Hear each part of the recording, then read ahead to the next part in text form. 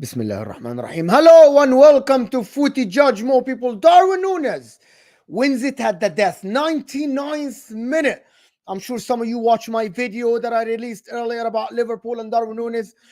And I've gotten a lot of heat, a lot of bad comments on the video about why did you treat Liverpool this way? Why didn't you say they scraped a win?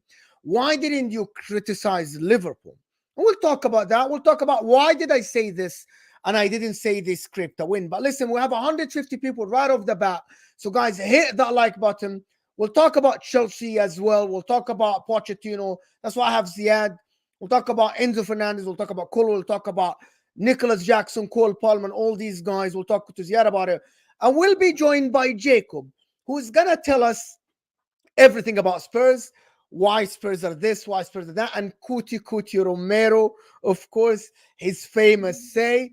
I'm sorry I was late, people. You know I was on Saeed's show and I had to fix the stuff before we go in. But listen, your job is to hit that like button, get this video to 100 likes right off the bat, because we're here and we'll talk about it. This is going to be a brilliant show. You're going to enjoy it. If you're watching this now, like the video. If you're watching this in the replay, make sure to hit that like button before you continue, because you're in for a great show. You heard my video. I'll talk about Darwin Nunez. And I just have one answer for the people that criticized me. Why did I say Liverpool deserved the win? Why did I say this and that? Just have one look at the Liverpool starting lineup and you'll know why I gave Liverpool credit instead of criticizing them. Yes, Nottingham Forest had chances. Yes, Nottingham Forest had a shot for penalty. Yes, Liverpool won in the 99th minute. But they had Gomez as a DM. They had Harvey Elliott, Cody Gakpo, Diaz. They had Conor Bradley, who now, every rival now is telling me, yeah, they shouldn't miss Trent because of Conor Bradley. But then when we say that Conor Bradley is good, you go, he's a youngster and all this stuff. Make up your mind. Literally, is Conor Bradley a starter for Liverpool, or it's Trent that they're missing? Kelleher in goal makes a difference. For people say, yeah, Kelleher had saves, but it's different when you have Alisson behind you. Same for Manchester City if they have Ortega versus Edison. But I'm here, of course. You guys know Michael talks football, one of the brilliant guys out there. Absolutely fantastic guy to talk all tactics, to talk all about Liverpool, to give you all the insight. As you can see from his hat, he's a Liverpool supporter for years. And we're here with Ziad. We're going to be joined by Jacob. But Mike, congratulations first. Darwin Nunez deserves credit off the bench, getting the touch. McAllister as well. What are you saying? How did you see this game? Did you see a champions win, or did you see scraping the win? Mo, my first question is, are you going to apologize to Darwin Nunez yet? Or are you waiting? Waiting. I'm waiting to see how the season. What are you waiting? What are you waiting for? Still, the style of play, the improvement on the pitch and stuff. However, to be honest with you, he's improving. For you to be clutch like this, you have to give you credit. I'm not gonna sit here and be stubborn. And I said that in the comment. I'm not gonna just be stubborn and say Darwin Nunez has improved. He definitely have improved. Definitely improved. Yep. Positioning improved. The way he stood between the two defenders, waiting for the cross from McAllister, is improved. The way he hit the ball improved. If this was Darwin Nunez of last year, he might have been offside, by the way. He might have hit it wide. So I'm just going to have to be honest and say he has improved. Definitely have, Mike. No. Mo. Like, I'm not going to just be stubborn like other people and just, people say Mo has an agenda. I might have. I might not like the guy aesthetically on the ball. But again, he's a striker. Won 3 points for Liverpool today. So I'm not going to sit here and criticize him. Simple as Mo. that. Look, Mo, I've not been the biggest fan of Darwin Nunez when we signed him. And last season when he was missing all those chances, I was like, what on earth have we bought here? Got to give him time, though. But this season, yes, he's had a lot of big chances that he missed against Chelsea, Luton. Like, those are the memorable games that I can think of. But he has come up clutch for us. He has won us 6 points this season by himself. Newcastle away, and today's game, Nottingham Forest away. He has shown up in big games for Uruguay, scoring against Argentina, scoring against Brazil. I don't know what to say about Darwin. This is why I nicknamed him El Loco. He's going to give you the brilliant moments that he has shown this season coming up clutch, and then he'll give you the moments of chaos where he misses a easy chance.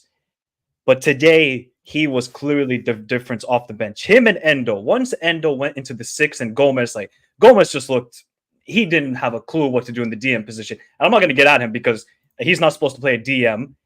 Move him to right back. Then obviously Endo comes into the DM and the balance was much better. Yes, obviously Nottingham Forest had their chances. Morgan Gibbs-White, a lot of subs, the Soboslai, the Nunez, the Endos, the quality just showed and the precision and the pat. Like Alexis McAllister, this guy is a baller, absolute baller. His passes today, he should have gotten at least another assist. I think it was to over the top to Gakpo. Alexis McAllister was balling out, and it's a big win, man. I'm really, I don't know what to feel because we haven't played the greatest, I think, for a long time. Yes, we're winning games convincingly, like we beat Southampton, but I don't think it's been an overall 90 minutes of dominance. We've had second halves, we've had a couple of minutes where we've been excellent, but we're just getting the results. Doesn't matter what we face injury-wise, we overcome the adversity and get the points, and that is the most important thing in the Premier League title race. And hopefully now next week is an absolute massive game. If we win that game, I'm really starting to believe. I'm really starting. I have a question, simple question. And I want the people in the chat, maybe let me know, guys, what your thoughts. Let me know what you think. Why everyone said today that this is a Champions win, while if Man City did this, Martin, big up Martin who texted me, if Arsenal did this, if Man City did this, they would say they scraped a win. Why do you think Liverpool got this treatment today rather than saying they scraped a win? Why? Do you want to go, Ziad, or do you want me to answer? Listen, I think there's always favoritism towards Liverpool, man. Listen, I don't like Klopp. I said it again. I'm gonna say it again, bro. I don't like Klopp. Jurgen Klopp, Liverpool. You know, people talk about the referees, but look, Man City. Maybe because Man City are put to a certain standard that they're expected to smash past teams like Nottingham Forest. Maybe that's the case. But people will say Liverpool. Maybe they've got the injuries. Maybe Salah is still not back and he's not playing. So maybe they're not as expected to walk past and annihilate Nottingham Forest. I just think Man City, and fair enough, they're put to a certain standard that they must keep up to and they must live up to as well. That's probably why as well. This, if I'm being honest, they're probably expected to beat teams like Nottingham Forest 3-4-0 with ease. Whereas if another team does it, even if Arsenal won it, and they got it scraped 1-0, they'll be like, look, that's what champions does, and that's what winners of the Premier League should do and would do. So yeah. So it's all about the standards then. And that's what I told people, to be honest.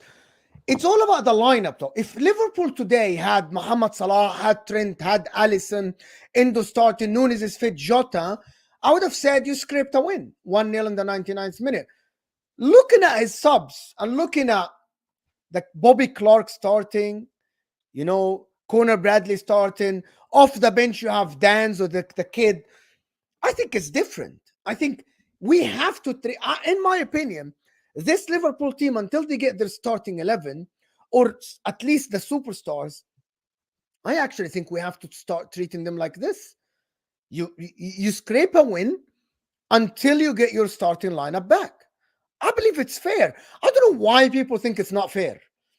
If Man City tomorrow don't have Haaland, Kevin De Bruyne, Diaz, Edison, Foden, and they win, we're going to say, yes, you won when you're down. If Arsenal don't have Rice, Saka, Odegaard, we're going to say you won without your top players, which is going to be the same. People think we treat Liverpool different. Maybe because of Jurgen Klopp leaving. I'm going to ask Jacob this. Big up, Jacob. Joining. United Spurs of America's here after Cuti Romero. Bro, that was a goal. That was a goal. But we'll talk about Spurs in a bit. But I wanted to ask you something that Hamza always says. Are Liverpool the media darlings? Seriously. Do people favor Liverpool? I think they've been taken care of a little bit since things went south versus us with the PGMOL, and I think it's the same things happen to us in reverse. Not trying to take it back to Tottenham, but to take it back to Tottenham for a second. If you look at the should have been called penalty versus Timo Werner, a clear call should have been called, wasn't. I think this is a result of them getting it horribly wrong versus when Liverpool and Spurs played early on in the season. A little bit of that is them trying to right their wrongs, correct their mistakes, so to speak.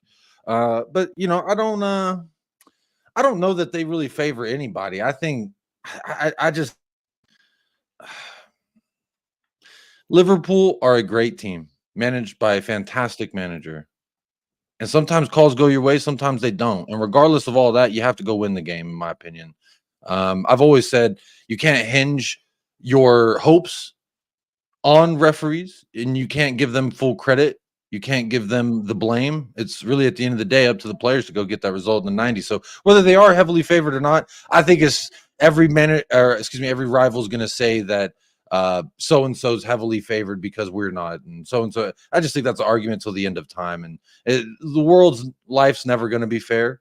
But what happens in those 90 minutes is up to the players and the manager in my position. So, but big up to the panel, big up to the chat. Make sure y'all are hitting the like. I'm sure whatever the likes are at is the shit. Moving like shit. Pochettino We have right over now. 300 people here, and we're not even on 100 likes. Believe it or not. Wow. We aren't. That's moving like Enzo's season. People aren't. I don't know why you guys are not. That's worse than Chelsea's form. That's worse than Chelsea's form. Guys, the like button is the only way we're going to grow. We're going to get more people joining in. Let me do a couple of these super chats before we continue with Liverpool. Samasi is becoming a member. Thank you so much. Always supporting the channel, my man. Always supporting the channel. Bayern Munich fan. Always supporting the channel, of course. Ozan Kabag, Ziad and Yaqub. Salty tears injected. Jacob won. Bro. Yeah, what's he talking about? Salty Jacob tears, Ozan. Oh, come on. Yeah, where your ass was at is my question for you. Clearly, you weren't at the watch along in United Spurs of America, or else you would have seen some joyous moments. No tears, my friend. Yeah, listen. Andrew here is saying if Arsenal had no Saliba, no Rice, or City, no Rodri, will keep winning games like Liverpool have the years. 2 losses in 27 games. I agree. If Rodri is not there, if Haaland is not there, and Man City win, we'll say, fair enough, that's a Champions win. But listen, I only want to talk about one man only, Jurgen Klopp, Michael. Listen, it doesn't matter if it's Conor Bradley. It doesn't matter if it's Bobby Clark. It doesn't matter if it's a kid that's called Danz or whatever his name is that I don't know how to pronounce his name. He's motivating players. It's just different. For me, listen, watching Jurgen Klopp, and I know Ziad hates him, he just knows how to motivate you in the dressing room. He knows how to get the best out of these guys. They kept going and going and going. And how good is this guy? How is this guy reaching this level, to be honest? I mean, Mo, we're talking about one of the best managers in the world. I know, like Ziad says, he doesn't care for Klopp. He would take Klopp in a heartbeat at Chelsea. And all Chelsea fans would as well. They would take him in a heartbeat. Yeah, so you could say, oh, I hate Klopp. Most clubs around the world, maybe not Man City, maybe not Real Madrid, maybe not Inter right now, a lot of clubs and Arsenal would take Jurgen Klopp in a heartbeat.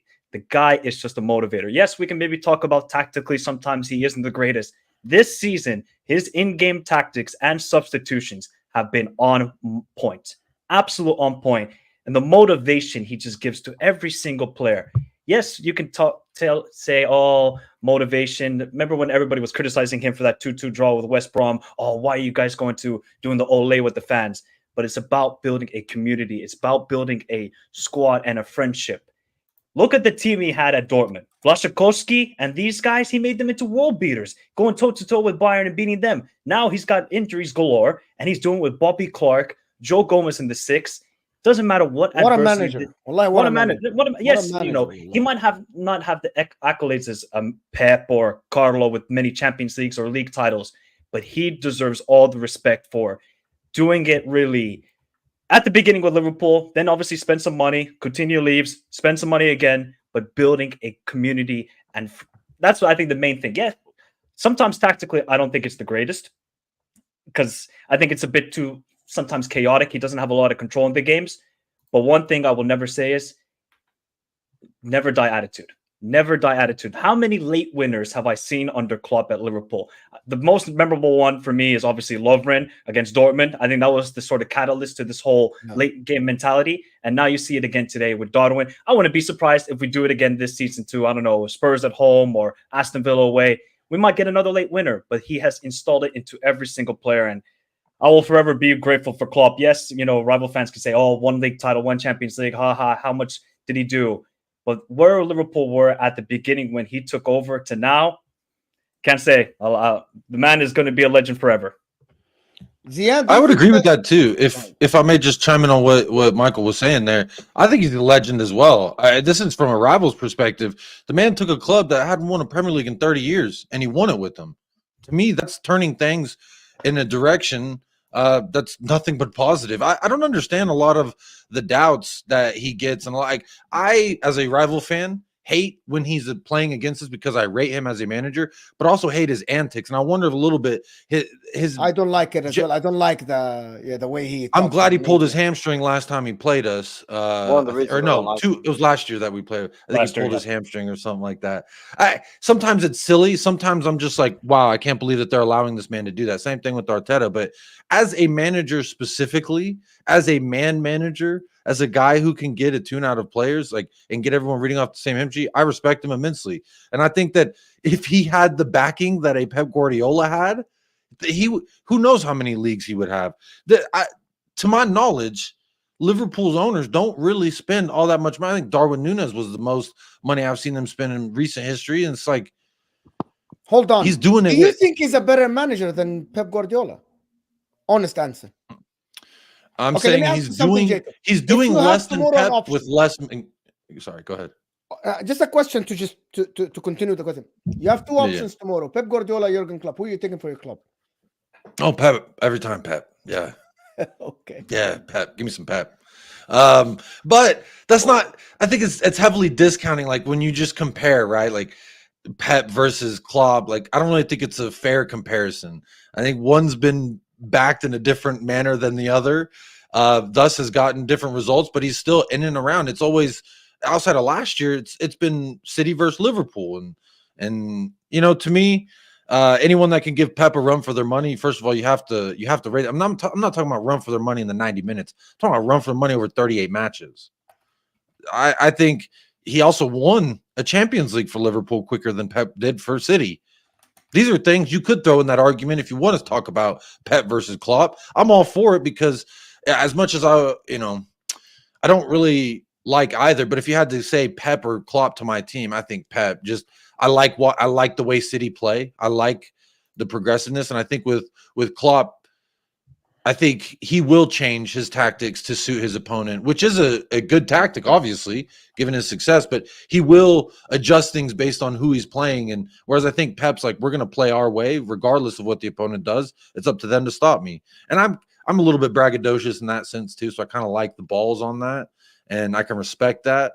But when you compare manager tit for tat, I think it's actually a good debate that you could have, especially if Liverpool can win the league this year. I think it makes that conversation a lot more interesting. Zizo, why do you hate Jurgen Klopp? Seriously, Wallah, seriously. A bit of what Jacob just said in terms of the making it all about himself. I think he's full of himself. I don't really like that. The excuses he comes up with, just him on a touchline. Sometimes I feel like he's a very arrogant person. He's a very sarcastic, arrogant person. But yeah, man, listen, I'm nothing totally against Seriously? that guy. Yeah, You man, think he is more arrogant than Pep?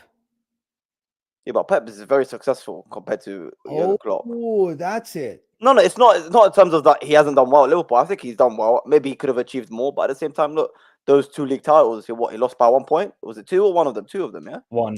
Yeah, two. One of them. 2 of them by 1 point.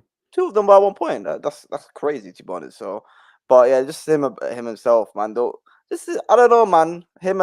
Listen, I think it's okay not to like certain personalities, but big up to him, man. He's done well at Liverpool. Bro. But Adam, as a manager, for me as a manager, Jurgen Klopp is very good. I would still prefer Pep because I think a manager like Pep in the league that creates a system like this, I think he's fantastic. But I think Jurgen Klopp is a better cup manager.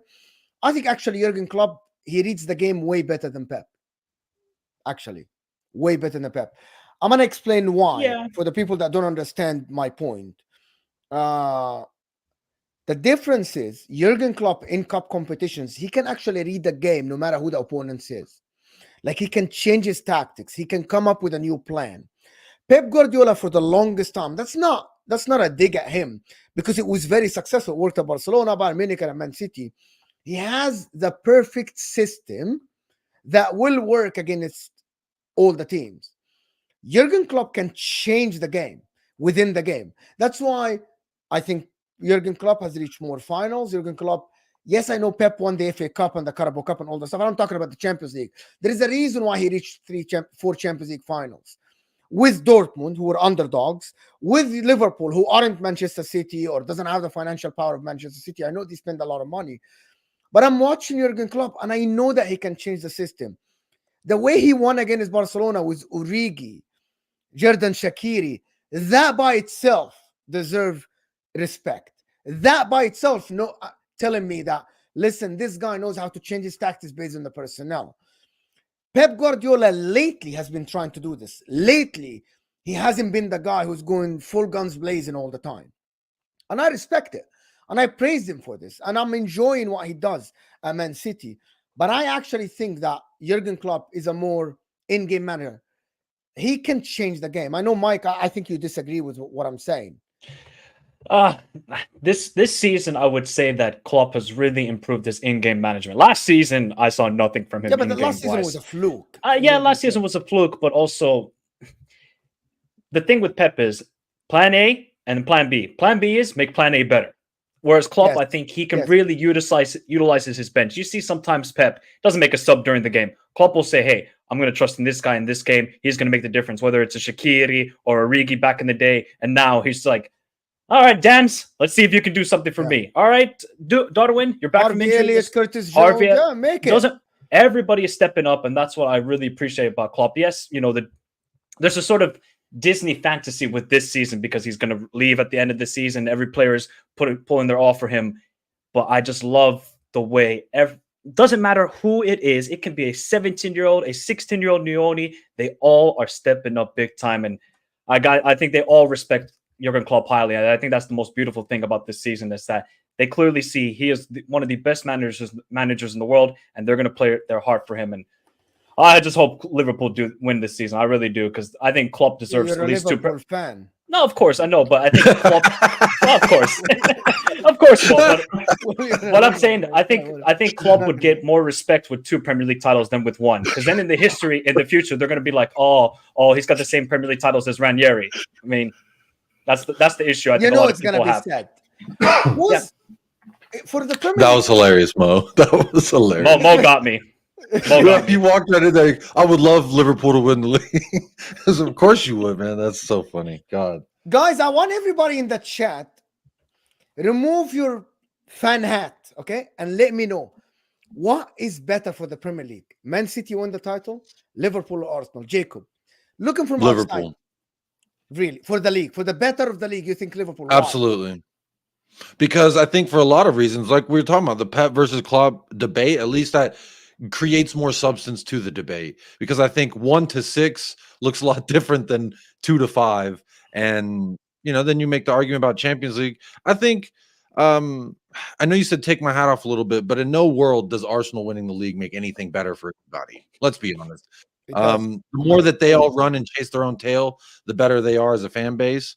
Shout out Ziad, absolute fraud. But I'm just saying, the more that they do that, they just running in circles. And I just keep them busy. They're like a little hamster on a wheel. Just let them do that.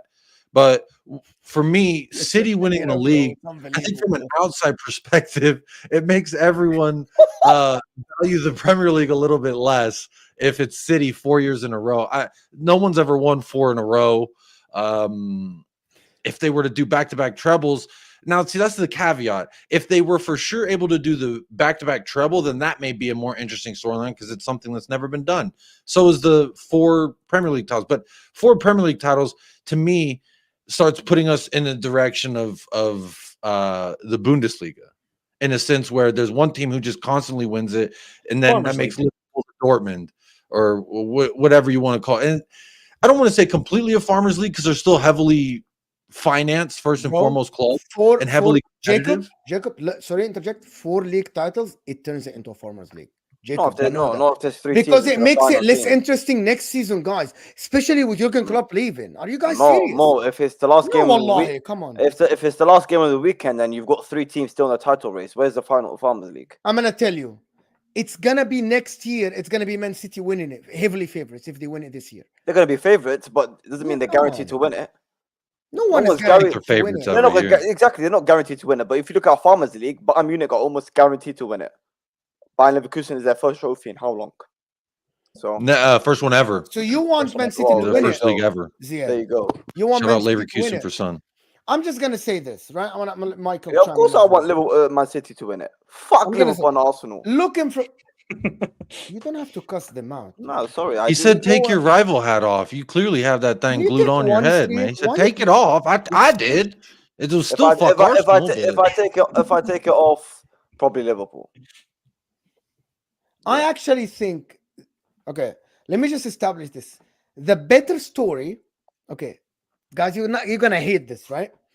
Arsenal winning it, I think, will break the headlines. The reason why, it's gonna be Arteta won the same titles as Jurgen Klopp, so it's an insult for Jurgen Klopp. Yep. It's gonna be Jurgen Klopp only one league title in 9 years. That's gonna be, people are gonna have a dig at him. It's gonna be, well, there is Jurgen Klopp won it, Arteta won it as well. I think for the better of the Premier League, and I'm not saying that I want Arsenal to win it or Liverpool. I actually think for the better headlines, I think Arsenal winning it. Oh hell no, Mo! You're just I'm you're telling just you talking. the What truth. you're doing is I am a neutral, and I'm the telling you the title. truth. Arsenal should Arsenal win the winning it. league. So Okay, that way, listen, all those Arsenal. Jurgen Klopp winning it will make very, very good headline. The farewell season, all of this, it's gonna be fantastic. This era is gonna be remembered as Klopp versus Pep and all the stuff. If Arteta wins it, I think it's more fun. I actually think it's way more fun. What makes it fun, bro? I'm gonna. What is fun about that? That literally just would gonna make it tell hell. you now, guys. Listen, hear me out. Imagine Arteta wins it. The headlines: Arteta won the same as Jurgen Klopp. That's one headline. Arteta won it against Pep and Klopp. Second headline. Klopp lose it in the final year of him. That's a very good headline. You remember, Klopp won league title in 9 years. That's a good Mo headline. is already fantasizing all the future stream headlines. That's what he's thinking of. All Bravo, the titles. Mike. Fantastic, That is, Mike. the man is just fantasizing this all. But yeah, look, I'm not going to speak on it because obviously, hopefully, Liverpool win it, and that's like the better story for me as every Liverpool fan. The Disney story: Klopp leaves, wins the Premier League, and goes to Germany and just enjoys life. That would be the best story for me. I know people hate it because people want me to say, this is what Liverpool fans want me to say. Liverpool fans want me to come here and say, Jurgen Klopp, the farewell, the last parade, Jurgen Klopp to win it. Well, I'm looking from outside, with all due respect. I will be objective in analyzing the games and talking about the league, but I'm talking about headlines, people. Guys, just imagine if Arteta wins it, how Arsenal fans will be insufferable, which is fun, to be honest with you. How Liverpool fans will have a lot of digs at them against them with Jurgen Klopp one league title. I think it's just, I'm here for the fun. Yeah, well, you just want chaos. Since you have no horse in the race, you just want chaos. That's what you want. Absolutely, you just want chaos. Yeah, of course. I'm admitting it. I want chaos. If Arsenal win the Premier League, it will be chaos on social media. 100%. I think people don't. It wouldn't be chaos on social media. It would be the worst era of social media. It wouldn't be chaos. It would literally be. It would be like, I don't. You know what? I'm not gonna say what I had in my mind because it was a little bit. Bro, it'll be crazy because, you think about it. All those fans that represent Arsenal now on social media, like, bro, none of them have seen the rest of time of social media would suck ass. Yeah, but they haven't seen the rest of time on social media.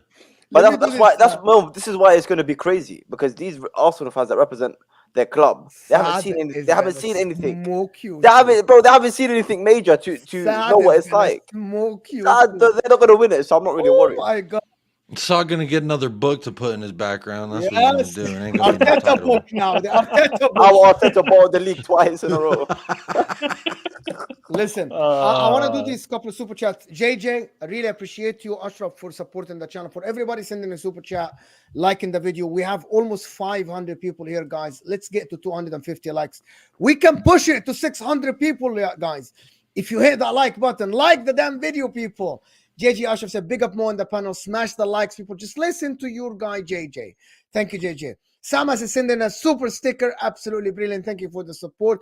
Ozan Kapakisik, apologize to Yaqub. Ziad can hold that. Yeah, he can. We'll talk about it. Andrew Wright is saying, Pep is under investigation for 2 cheating clubs. listen. Also, we'll when see he was a about that. player too, right? Oh yeah, something. Yeah. Bologna. So as a player, they're saying, hey. As a manager, they're saying, We'll see how it is. Hmm. And LFC Aaron, thank you so much for supporting the channel, for sending a super chat. Like the stream, people. But you guys, if you want to send a super chat, I want you guys involved in the conversation. Your super chats, your question in the chat, they keep the conversation going. This is something that I want you guys to know. They keep the conversation going. Halftime Hawks, big up Reese. He's saying, I will be here the day we win it. We'll invite you. halftime crooks more like it, because he said something about 40-year-old Pepe, and Pepe made sure you didn't get not any one shot on target. You halftime crook.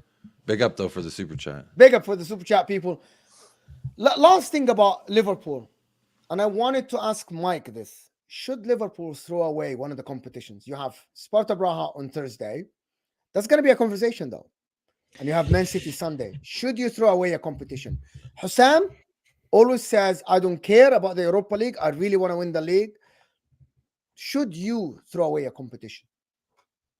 No. So you play your starters every game? I wouldn't play the starters on Thursday, but I would still field like a half decent team. Like I would start Konate, Kwanzaa, Shimikas. I would probably start McAllister as well on Thursday. I don't want to go full kids on Thursday. Yes, okay, people can say Sparta Praha, are they really a good team? They're going to be very motivated for that game, having Liverpool in their home stadium. Like they're going to be motivated to beat Liverpool. So I want to go with a full kid squad. Then Sunday, he's got to really think about Sunday, though. He's really got to think about, okay, I got to rest some players. I got to rest Van Dijk, got to rest Diaz, got to rest Nunez probably.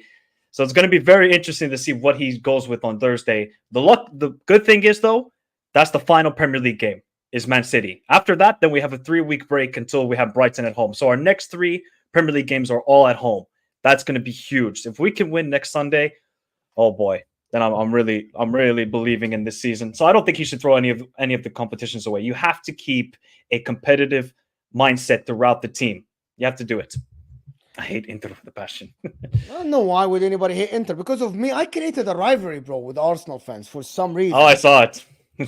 It's crazy, bro. It's absolutely crazy. Why is Staffy It's not hard to do. Why is Staffy beefing Jacob on the chat? Is he beefing with me?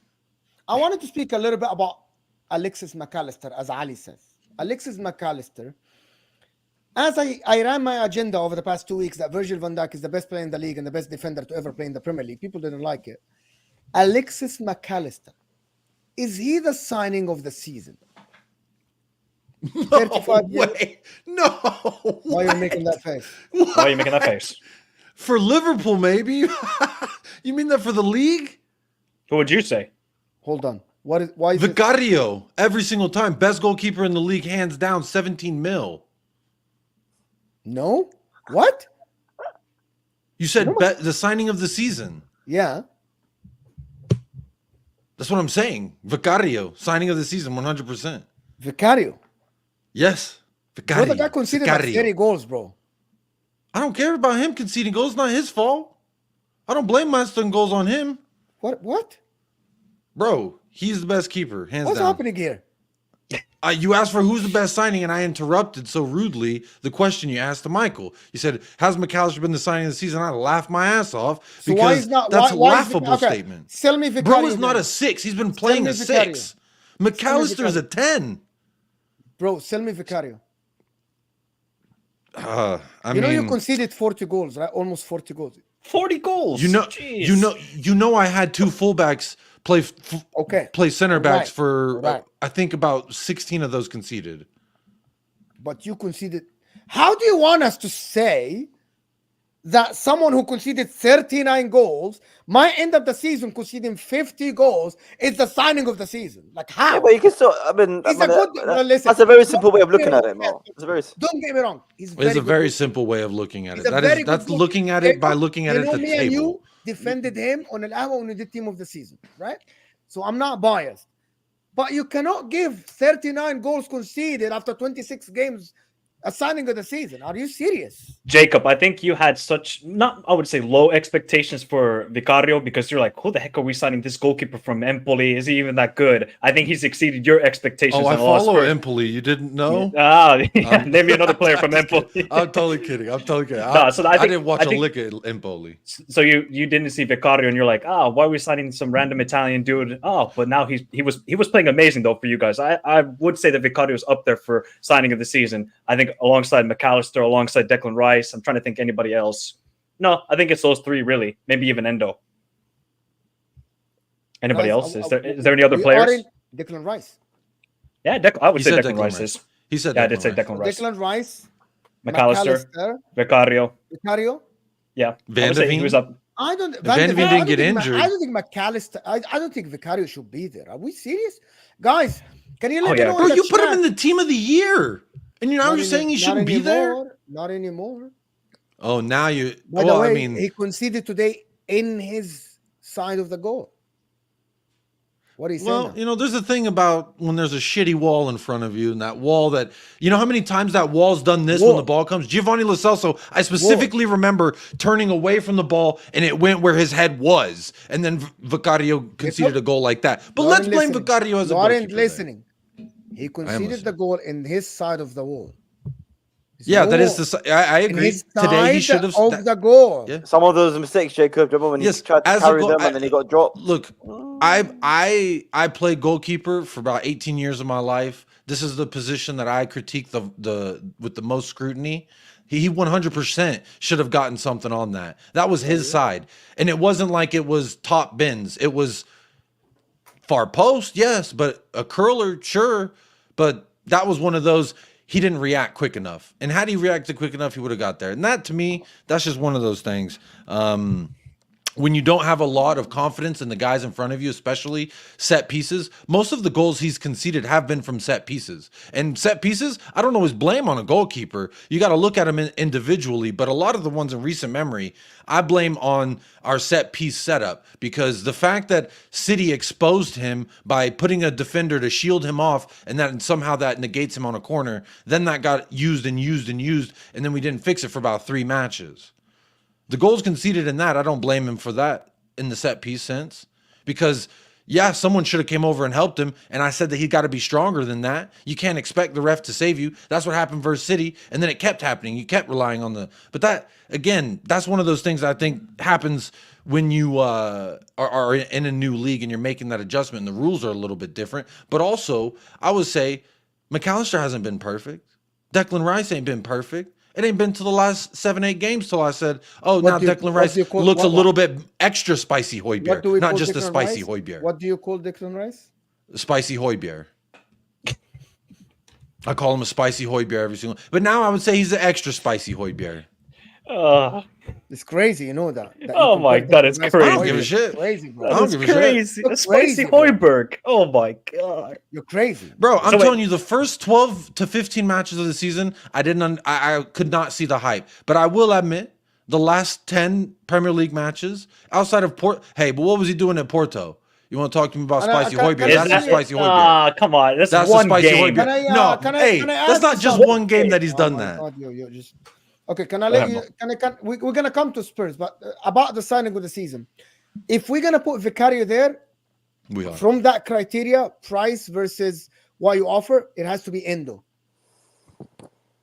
Top of the league, coming off the bench. Everybody doubted the guy. Everybody said you're not good enough. Playing against top teams when you didn't have the experience playing against. He wasn't even in the supposed to be Premier League. there. I'm sorry, he's 30 years old, but I'm sorry, he's Japanese international. People doubted him. People said he's not gonna play. If we're gonna have your logic about Vicario, price versus like what he offers, it has to be Endo then. Am I wrong here? I mean, Endo has been. I think since November, Endo's been brilliant. Which is a long time, Michael. It's more than No, 3 months. that's the thing. It's been now 5 months. I'm like, I can't believe what I'm seeing from Endo. This guy was playing relegation football with Stuttgart. I was like, why are we signing him? Yeah, he's good, low block, can defend well, but his passing isn't the greatest. I mean, what I've seen from Liverpool, his level has just went up another level. I think that's down to Klopp, but you can compare it to him with Vicario for signing this season. In my opinion, I think it's Declan Rice. I think Declan Rice has been signing this season. You can even put Ross Barkley there. I think Ross Barkley has been exceptional for Luton Town. So Endo, for that price, can't believe it. I can't believe how good he's been. I think it has to be between Declan. To be honest with you, for me, it has to be between Declan Rice and Alexis McAllister. This is my opinion. To be honest, it depends who wins. I was more debating you throwing Alexis McAllister in there without a bat of an eye to anybody else, including Vicario. And as much as it pains me to say, even Rice, because I put Rice ahead of McAllister and I put Vicario ahead of McAllister. Yeah, but the price difference. Well, we can put Caicedo in. You know what? If you want to give honorable mention, if we had a manager with a brain, I think Malagusto would be up there. Because he crossed today. Cross? No, I've been talking about Malagusto since we signed him, not since 20 minutes ago. Okay, let's talk about Chelsea. Bear in mind his age and bear in mind the price tag, like you said. I think he's an honorable shot. Okay, listen, people. I did want to say in regards to the price tag, real quick. I know you're trying to move on, but McAllister, the price tag, 35. I do feel though that's a pretty good price tag for the level of player you got. I remember when they activated that release clause, I was like, they really signed that man for 35. I thought he would have gone for 50, 55, 60, easy minimum. But yeah, I agree. It's a good bit of business. I just think he hasn't been playing the right position. He has. Yeah, and he's now excelling even at the 6 or the 8. That just shows how good a baller McAllister is. Football IQ, that's what he's got, much more than I would say a lot of midfielders in the Premier League. His footballing IQ is exceptional for McAllister. But I guess we're going to talk about Chelsea now. Yeah, we'll come back. We'll circle back. Yep. But Chelsea Football Club. It's a joke. I think it's a joke at this point. Listen, Enzo Fernandez, people said he played well. No, stop it, man. Please. Pochettino, why stop it? Because listen, I want to be objective in this show. I don't want banter. Listen, okay, let's be objective. This panel can be objective without Jacob. Okay, let's be objective. Let's be objective. Bro, I can be objective. Ask me, so I'll be objective right now. Let's be objective. Can we stop this? I don't know what kind of game rivals and neutrals are saying that every time Chelsea drop points, it's Enzo Fernandez and Moises Caicedo's fault. I'm not going to try to sit here and try to convince you lot again. Every single stream, I have to sit here and convince throughout the panel that I'm with, or that Enzo is good enough, that Caicedo's good enough, that they're not the problem, that we should keep them and whatnot, that we should have signed, whatnot. I can't be asked for that anymore, man, because it's just getting boring now. I don't know what kind of. What do you want to? How do you want to talk about? For me, look, when I gave the prediction for Chelsea, I said, listen, no matter what happens in this game, we're not going to learn anything new. Whether we win, we won't perform. We would not have performed well. To win, we drop points, we perform shit. But for me, I'm not bothered about the manager anymore because I'm sick of talking about him. I'm bored about the players as well. For me, it goes down to the sporting directors and the owners now, especially the owners, because they've got the major control here. For me, right now, it's looking a bit scary. We could talk about the manager being scary. We could talk about certain players you might say not good enough, but it's scary for me that the owners might not have the right vision and the right level of standards that the fans does, which is scary to me. That for me, that is the biggest worry I have, because if it's taken this long, you've got now away fans singing F off Mauricio Pochettino, you got singing Roman Abramovich chants, you're saying Boehly, you are a, I don't even want to say this word on the stream, and so on. That one goal that equalizer from Disasi won't change any of that. That feeling is still around Stamford Bridge. That feeling is still around the away end, and the away end are not some random tourists. And I don't want to be disrespectful. They are proper Chelsea fans that go in, week out. The proper Chelsea. Yeah, you can say so. Proper Chelsea that go in week in, week out, that follow their club home and away. So they're the ones that the hardcore you can call. And if they're telling the owner to F off, if they're calling the manager a disgraceful word, then you know something's ugly. And for me, the owners can't sit back and watch this happen. It can't. It's gone too far now. So, do you think a new manager? I had this argument, Ziad, and I want to. Do you think a new manager comes in and fix it? I think a new manager comes in and does better than this, 100%. Okay, I don't know what you mean by fix it. I'm better than this. I think a good enough manager will have us easily in within the top 5 position. Wait, Ziad. So then, who's the manager then? If you say, okay, let's get rid of Poch, so you can't give us an answer. So you're saying, get rid of this guy. Who should we hire? I couldn't tell you. My favorite, my manager I'm looking for is a winner. That's one at the big clubs. That's won trophies. That's experienced. I'm sick of this Graham Potter type. I'm sick of the Mauricio Pochettino type. These managers clearly don't know what it's like to be at a top club. And I think the scary part, like I said, is that I don't think these owners know what it's like to deal with a big club.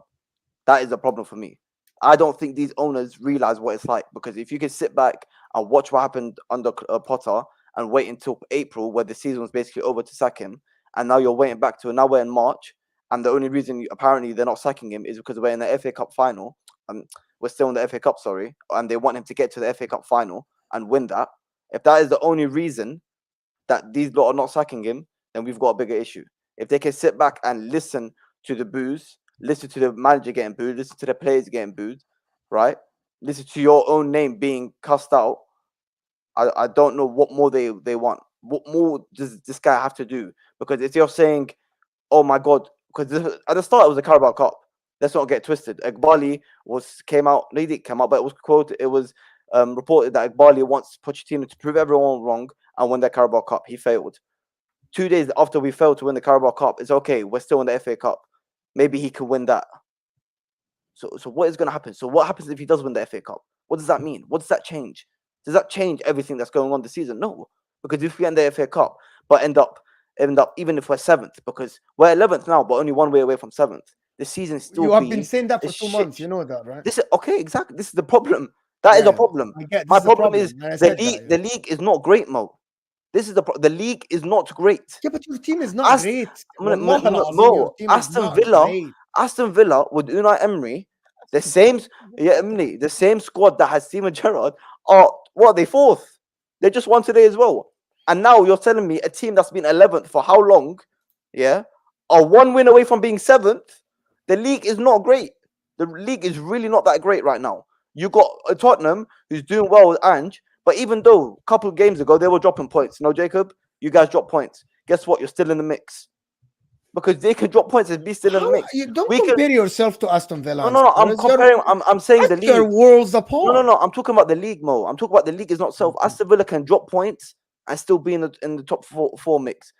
Jacob's Tottenham can drop points and still be in the mix. A team that's 11th and a team that's having a shit show can be only 1 win away from 7th. It shows you the league's not great.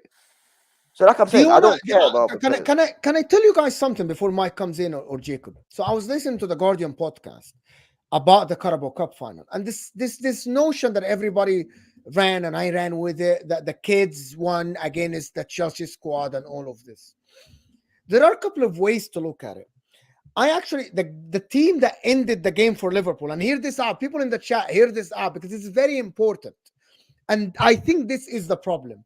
The team that ended for Liverpool had average age of like 20 days over Chelsea, the team that ended.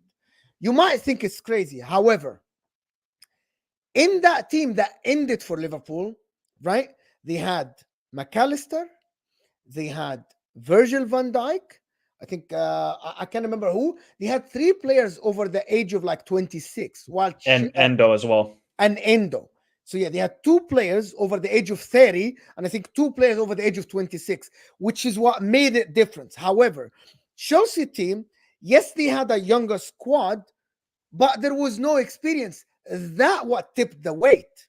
That what made that difference. That what made Liverpool look like the team is older. Not because Liverpool looked older. And also there is one more thing that people didn't realize.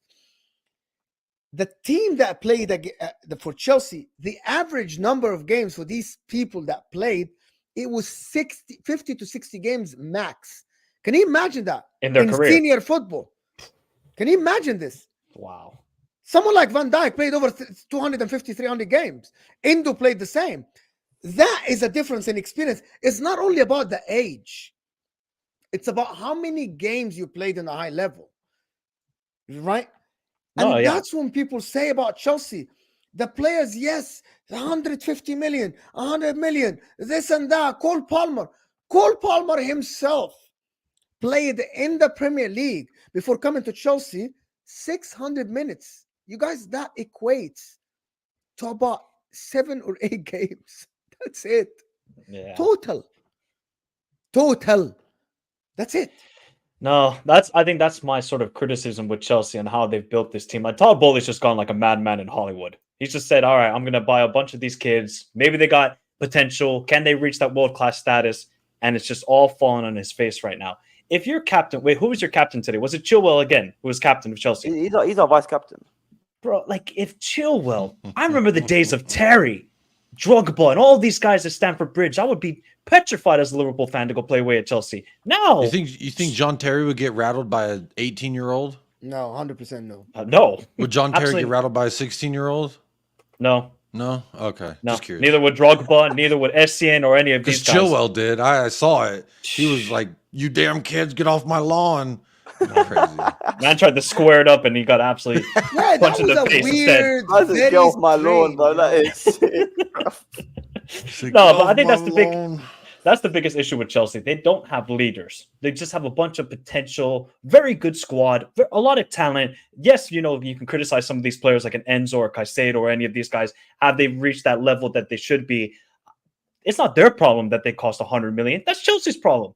That's Chelsea's problem. Yes, the amortization, all this sort of stuff that they're going to pay it over 8 years. Caicedo and Enzo are nowhere near 120 million pound players. At this rate, they're not right now. Maybe in 5 years when they reach that level, they could be. At maximum, they were 60 million. So they're going to have this high potential on them, and it's backfired. I don't think Enzo, I've been watching Enzo since River Plate. He has not played well this season. Why did he come off today, Ziad? Was he injured or? The guy's probably shattered, man. Let's be honest, man. Yeah, he's played a lot of games. The He has guy's played a lot of games. Oh, And to be honest, it's not. It's not the first time. It's not. I mean, yeah, it's not the first time this manager's taken him off anyway. But listen, this 100 million thing for Enzo and Caicedo. Look, I mean, it's 2024, man. How many players that go to other clubs are not overpriced? All the transfers are overpriced. You can sit and say Enzo Fernandez is overpriced, Caicedo is overpriced. The bottom line is they are good enough to be at Chelsea Football Club. So you can call, they can be overpriced or not. It doesn't really matter. As long as they're good enough, it doesn't matter. So Ziad, do you think? I guess you're missing the point. I'm gonna tell you that's the problem here. With that much money, you could have bought 3-4 players. Yeah, but Mo, when you're revamping the midfield, because that's what we needed to do, we need to get the best out there. You should have kept Conte. No. I'm gonna tell you why. Yeah, exactly. Because when Caicedo got injured, this kid that is called Oguchoku is the one who played the DM. Yeah, because am I wrong? Injured. Because Lavia's injured. But that's the point. You needed a deeper squad. I mean, I'm sure going into midfield, 5 midfielders was enough. Is 5 midfielders not enough? As a youngster, yeah, Zizo. I rate the guy as a youngster in the Premier League. You might need experience. Has anyone is saying here? No. But it's fine. It's experience is fine. But we got experience. You don't. Thiago Silva plays almost every single game. That guy literally plays almost. Bro, he only plays when his wife tweets. No, let's be honest, man. Thiago Silva, until he picked up a little niggle, was our starting centre back week in, week out. That's one. Ben Chilwell has come back from injury, and his experience, as you like, hasn't offered anything. Okay, my point is, right, we had 5 midfielders. You had Caicedo, Enzo, Lavia, Okuchuku. Now we've brought back Cassidy. He doesn't even use Cassidy. So we've got midfielders. The depth is not the problem. It's just unlucky with Lavia being injured. The guy's played, I think, half an hour the whole season. Okuchuku came back with injury. And I spoke to Okuchuku myself. The guy said I was forced back in and I was not fit to play. I was not ready to play. Wow. He said that himself. So, and he said Moises Caicedo was injured and sick, so I had to play. And then he got injured from there. We haven't seen him since then.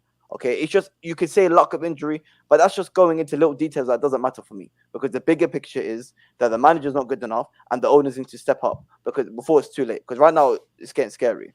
I'm not gonna Bro, lie. you could bring in Jesus Cristo, ascended from the mountains, and he ain't gonna save those players. I agree. Your owners need to step up.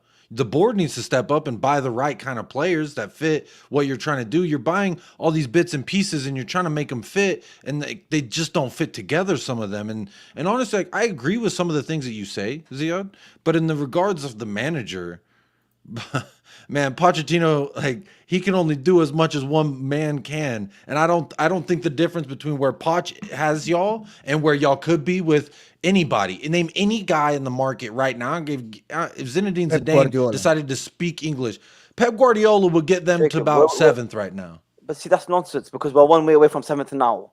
So come on, guys, let's be real here. Yeah, he We're would have got you win- that one win. He would have got or three come more on, draws. Jacob, man. That's Let's be exactly what honest, would have man. happened. Jacob, let's be honest. Bro, y'all are if right now awful. with this idiot, we are 1 win away from 7th. You're telling me the best manager in the world, arguably the best in the history, is going to get us 1 win away? Come on, man. If Unai Look, the only thing, like, I can understand being upset with man. Pochettino for sitting back and playing for penalties against children. I would be upset with him for that. But as regards to how the Premier League is gone, that's not all his fault. He's actually set y'all up in some pretty good positions to get more than I think y'all should have in a lot of. The fact that y'all have gotten 2 points off City is actually crazy. But no one wants to credit him for that. Y'all scored, what, 7 goals versus City? So I'm not going to sit and raise 2 games out of 40 games. Bro, I'm talking about the best of the best. They're favorites to win the league. They're favorites to win European competition. Brentford last season and you're over here points of them. For the majority of the season, Chelsea were number 1 in big chances created as well. It's not his fault. Your players can't fucking hit the barn door. It's not his fault. Mudryk just runs. I knew someone's going to bring Jacob. I knew someone's going to bring this one up. Okay, Mo, you can look up the stats.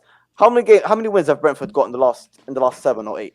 They haven't won. That is irrespective of the point. No. But my point is, they don't win games. They're shit. Okay, and look at the stats. They had less shots than us, but apparently, somehow they had a They got more big shots created and more. Bro, that happens all the time. City play games all the time where they have 20 shots and the opponent has 1 or 2 and it's a draw. No, but that's what I'm saying. I'm comparing it because I'm using relevant information to compare it against. Because you're sitting here blaming a manager for your players sucking ass, and like he can only set them up and they can run his tactics, but at the end of the day, in the final third, just like with my club, your players have to execute. Price tags, no price tags, I don't give a damn. I agree with you. It's not Enzo's fault he was 105. It's not Caicedo's fault he was 110 or whatever the fuck. Mudryk, I mean, I'm pretty sure they just saved him from a war. I'm pretty sure he was a war hostage of some kind. But oh shit. Damn. I'm just saying, your squad is in shambles because of your owners and the transfer of power, not because Pochettino. And to take Pochettino out and to put a new manager in is simply just diagnosing the symptoms. You're saying, "Oh, my head hurts, but let me just take some ibuprofen." Well, that ain't enough because you actually got something going on in there. Something. I'm not saying you. I'm using it as a metaphor. Like, there's a big problem with the way that your club is being ran right now, and it's not Pochettino making those decisions. He's made the decisions on the pitch, and the players at the end of the day have failed to execute when he set them up in positions to win. But this is why I've taken my focus away from managers on the players, because it's getting boring and repetitive now. At the end of the day, the owners have got to step up and do their job and get rid of him. So make it not boring. Sorry? Make it not boring. I can't if I'm watching the same thing every week. It's impossible. I can only repeat myself so many times. Mike, what are you saying about this Poch problem thing and all this stuff? Well, I haven't heard your opinion. See, if they get rid of Poch, and Ziad is telling me, I don't know who I want, I just want an experienced manager that wins titles, then your only 2 options are Conte and Mourinho. Now, do you want one of those managers back at your club? I'll bring back Thomas Tuchel. Thank you very much. I'll have him back. You would take Thomas. Of course you would. Of course you would say Thomas Tuchel, that absolute fraud, has everything at his disposal You've and been still watching just trips Bayern. himself. I'll take Thomas Tuchel back. Thank you very much. Bro, Tuchel is a criminal. No, that guy's an absolute criminal. How do you have the league like this? They said, here you go, Tommy T. We'll even buy a fucking $150 million striker. There you go, Tommy.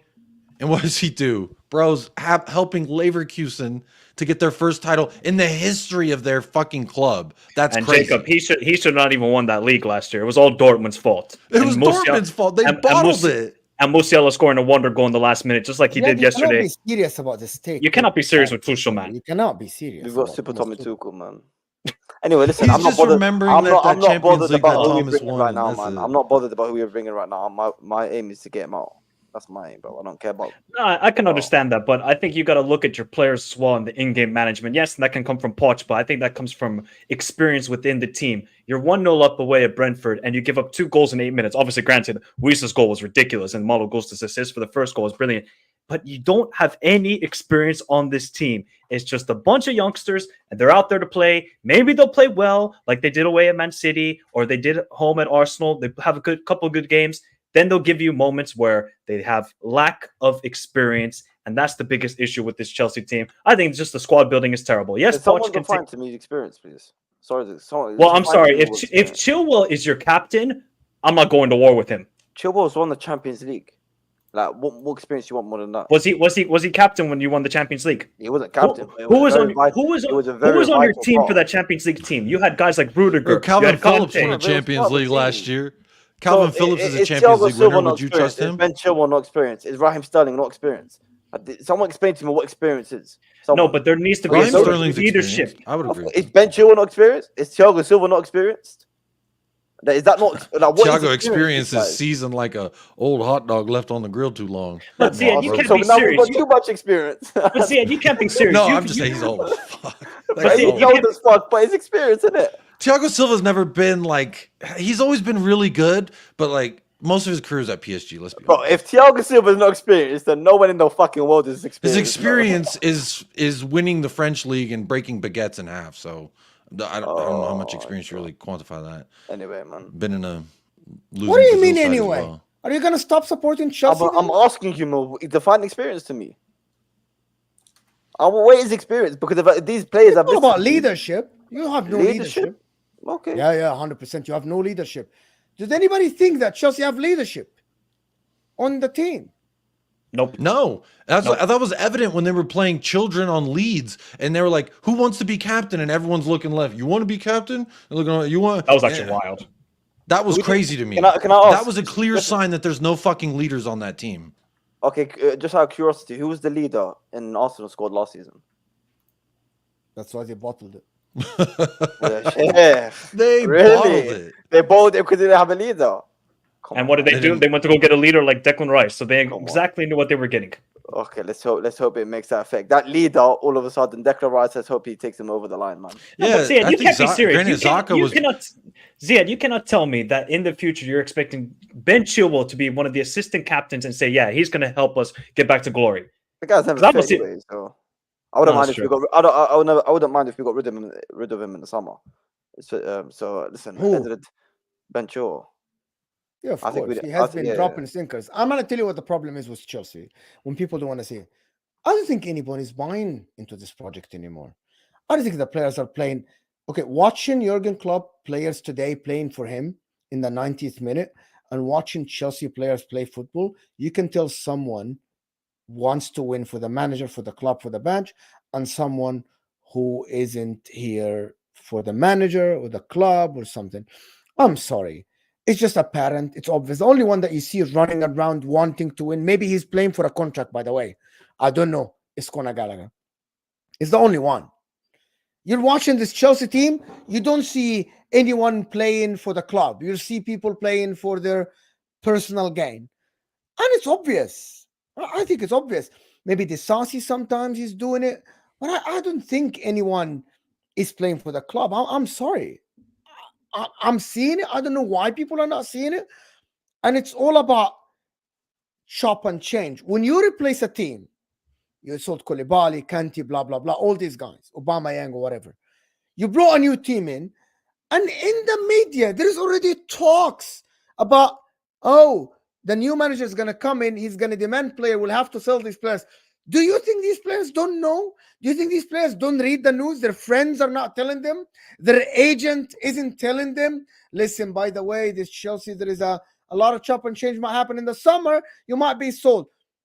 Do you think they're going to play for the club when this is the culture of the club, of the owners? Back in the days, even though people said that they used to change managers, I saw Essien down on the pitch. I saw Makaleli down there, Frank Lampard, Drogba. I saw John Terry putting his face on the line for the club, right? You don't see that anymore at Chelsea. They just don't. And I'm sorry, this is just reality. It comes from the owners, as Ziad said, and I'm going to blame the owners first and everything they did for the club. But you can just tell. Nobody's dying for that jersey. No one is dying for that jersey.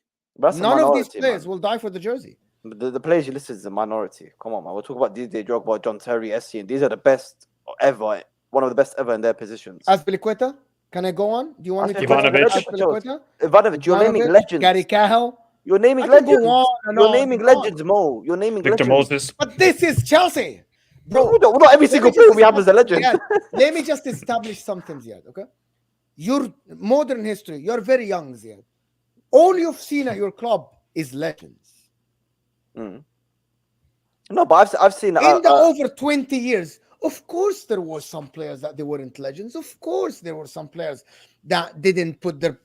But the majority of the Chelsea players that we have seen over the past 20 years, they were players that played to win. Even if they didn't play for the jersey, they played to win for the club.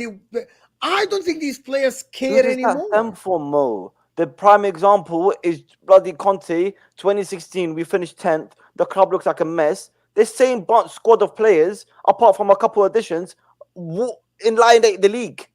What were those couple of additions? You talk about fighting for the badge. You talk about fighting for the manager, fighting for the fans. That stems from Conte. What were those couple of signings that Conte got? Out of my 2017, he brought Kante, on he got Kante, David Luiz, Marcus Alonso. Yeah, he got Marcus Alonso, Alonso. So Marcus Alonso, you know, of course, he performed very well at Chelsea. He wasn't performed the way he was performing at Chelsea in his previous club. Kante's a madman. Yeah, and David Luiz we brought back. But my point, and David Luiz was a big part, but this stems from the manager. You saying dying for the badge, dying for the manager. John Terry saying I'll leave the fucking pitch in a fucking whatever he said for the Mourinho. Saying he will die on that stems from the manager. That's what the manager brings out of these players. But if the manager won't bring that out of you, then you're not going to perform. These players are not going to. These players that are privileged are not going to die for the manager without them getting it out of them, without demanding that from them. Why should they? Pep Guardiola, look at that squad. Look at Bernardo Silva. That guy runs his socks off every single game. That's because of the manager. Let's be honest here. That's shit like that stems from the manager. Then it's not going to come out of nowhere, if we're being honest. And you look at the examples, like I said, Conte only brought in a couple players, Jacob. It wasn't a lot. And the same squad, basically, 2016, that we were shit. Our medical team was getting all over the place. Manager being booed. Fans all over the place. Next season, a couple additions, we annihilate the league. And we get to a final. So how long do you think this is gonna take to be resolved? It depends on how long the owners take to wake up. Which for me, like I said, I honestly don't see them waking up anytime soon. I have you think it's doom and gloom? I don't think they have woken up to the reality of Chelsea Football Club or the reality of owning a big club. It doesn't even have to be Chelsea. The reality of owning a big football club and understanding what is going on right now, and the fact that what we saw on the away end and Chelsea fans booing even at Stamford Bridge, the fact that is not okay and that is not acceptable, then we've got a problem. Until they fix that, we've got a massive problem, which is bigger than the manager and bigger than the players, because players go, managers go. They come and go. Like every year, we can get a new manager every 2 years. That's not a problem. Players every 2 years. But the owners, they're here for the long run. And if they don't wake up, Chelsea's in big trouble. Let me read you what Pochettino said after the game. People in the chat. I'm muting my mic, man. I can't listen to this. 1 point is important for the team. In 6 days, we have had 3 games, and therefore, this is massive. Chelsea Football Club. God. I love Pochettino, man. Shout him out. Every Chelsea single post-match press conference, he embarrasses Club. himself. You know what that sounds like, Mo? That sounds like a guy who knows his job is not in trouble. He's like, oh yeah, cool, we get a point. Everything's fine. Everything's fine. Wow, that is shocking. That's actually what wild, he said after. Bro. It's wild, bro. No, that's crazy. He's acting like he's the only one that's had that many games in a couple of days. Like not every single club in the world. Liverpool had we haven't had a match in 2 weeks. How do you play Brentford and say that? Brentford won 1 game in 7. They're missing a lot of players too, and their key players are missing. Yeah. And they were 1-0 down at half time. Okay, so to be honest with you, and I'm gonna move on to Spurs in a bit. How does he have the balls to say that? No, because I know he's not losing his job. How does he not? Unless he just doesn't care if he gets sacked. That's just his mentality. I'll tell you what it is. I'll tell you what it is. I called it in the summer.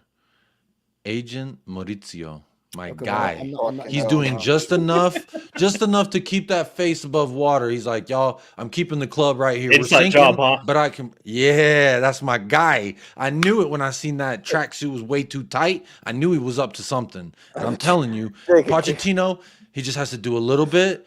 Just keep it above water. Don't get sacked, but keep him down there. You know, hey, keep You aren't cooking, my serious, friend. are He you? is. Because I've actually had No, that's on people some say banter that. side. By the way, like, I've had actually people say that. You know, Ziad, you were on the show with me when someone said that he's actually messing up on purpose. They said they cannot explain I the hope it's changes true. in the lineups. They cannot explain why he's changing people that play well. They cannot explain Bro, it. And they chose to say he has to be wanting to get the sack and he get the put Son at payout. left back. He put Son at a left back. Just throwing that out there. He played Harry Kane on one leg to stand out there in a European final when Lucas Moura just scored a hat trick. This guy doesn't make sense. He makes moves, and you're like, "What the hell was that, my guy?" And he's like, "Oh, I'm trying to do this. I'm trying to do that." I think he overthinks things a lot, and that's what is happening because he was getting results one way. Well, let me change it when things don't go my way. Oh, it's still not going my way. I'll change it again. And I think he tries to keep people guessing. And honestly, just leaves everyone scratching their head. But I like it. I love it. Yeah, of course you like it. But I just got to ask 2 points quickly. One question to get. Does anyone here actually think Pochettino should stay? Anyone here? No. On the Yes. I don't. panel? Okay, No, Jacob, I be do. serious for a second, bro. Are you being serious or are you trolling? I think you should at least give him another year. No, be serious, bro. Look at that. Try give me years, an let answer him without pull you- laughing. Try give me an answer without laughing. Like, There we go. Okay. I'm asking you to be serious, Hang on, and then every time you give an answer, you Hang on, laugh. hang on. I got you. I'm real serious. This is why Pochettino deserves another year at Chelsea, because if you look at what he historically starts out a little bit slow where he's at. I mean, Southampton didn't go too well, and boom, he got him going. We hired him. First year, we were talking about sacking him, but guess what? Give him a little bit of time. He will do some okay things with some not so okay pieces, and then you're going to be like, wow, maybe we can push on from here. The key is to not hang on to him too long. That's what Spurs did. That's how we ruined his tenure here, is because he kept doing something with barely anything, and so we kept feeding him, and then eventually it just became what it was. So I say you feed him a little bit more, give him 12 more months, and sack him in the midseason of next year, and then sort out your manager problem then. I think it'd be great. Yeah, okay. Never mind. Look, and this guy is supposed to be brought in to develop these young players. Mudryk is probably develop. Cole Palmer's cooking. No, Cole Mudryk, Palmer, he's flexing him here, no, trying him at the 10. Everyone will woo 45 minutes of Mudryk at the 10. There's a crazy stat. There's a crazy stat, that Mo would like. After every single goal Mudryk has scored, the following game he's been benched. What kind of development is that? Bro, Mudryk is the number one player in this whole squad that needs to be developed. And every time the guy does something good and scores a goal, he's benched the next game. Where do you want the guy to improve and develop? I don't understand. So yeah, man, get this guy out. There's a lot of competitions, a lot of games. You got to keep a lot of moving pieces. Can I say something before? Mr. Khan, your super chat didn't arrive in the studio. It didn't arrive on StreamYard. It didn't arrive. I doubt that it arrived. That I don't know. I never miss a super chat because I'm actually not only reading it from StreamYard, I read it also from YouTube Studios. If it arrived, I would have read it. I apologize. Something is wrong with YouTube. It definitely didn't, because Ozan Kabak is saying inside sabotage are the most difficult to prevent. I doubt this is true, but it really didn't. Like, I don't think it's sabotage. I think it's just when you sign these managers to absorbent contracts with payouts that are crazy, I think it's like you have to pay 80% of his guaranteed wages, something like that. So if you sack him right now, you're paying 15, 18 mil. How much that you guys really paying goes for, against, you're already Potter? Against it with FFP. Ziad, how much are you guys paying for Potter as well for his buyout clause? Apparently, he's still eating. That guy was earning like 12 million a year or some shit, bro. Yeah.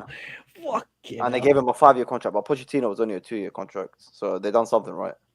Well, that's 100%. Listen, I want to move on to Spurs, but I'm